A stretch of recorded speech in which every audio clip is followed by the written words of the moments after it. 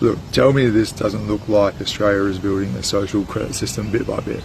Look, it's not a conspiracy, it's just structural engineering of control. So let's connect some of those dots.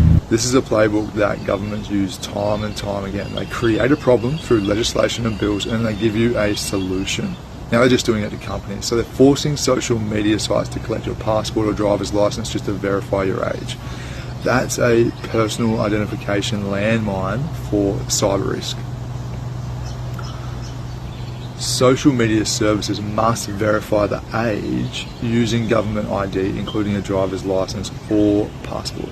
Now, as the risk climbs from a cybersecurity point of view and these companies are getting more and more flighty, digital ID arrives as a solution. Convenient, sure, until one login opens the entire digital cage. So the government creates this massive risk and liability for these companies and offers them a simple solution. Now these bills, they're not standalone, they're the building blocks, right? You've got the Surveillance Act, the Identify and Disrupt Act, which allows account takeover warrants, allowing the law enforcement to assume control of an online account. The attempted misinformation bill that was repealed under pressure from the public, which empowered agencies to force platforms to remove misinformation. Things that didn't align with the current narrative of what the government wanted.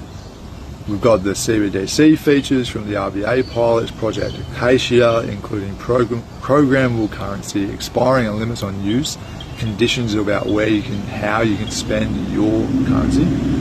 And you have the WA Post and Boast bill, where people can be imprisoned for up to 3 years, even if what they shared wasn't actually convicted as a crime.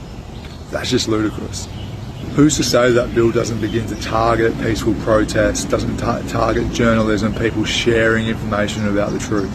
Look, these aren't isolated measures. Together they form a system of surveillance by design, not convenience.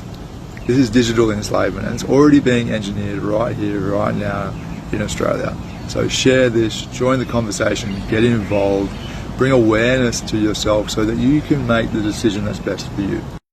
And look, individually these laws don't look like much, but when you start to connect the dots, forced ID verification, centralised digital ID, centralised banking system that allows governments to control where you spend your money, how you spend it, what you spend it on, all of a sudden it starts to look like digital slavery dressed up as convenience.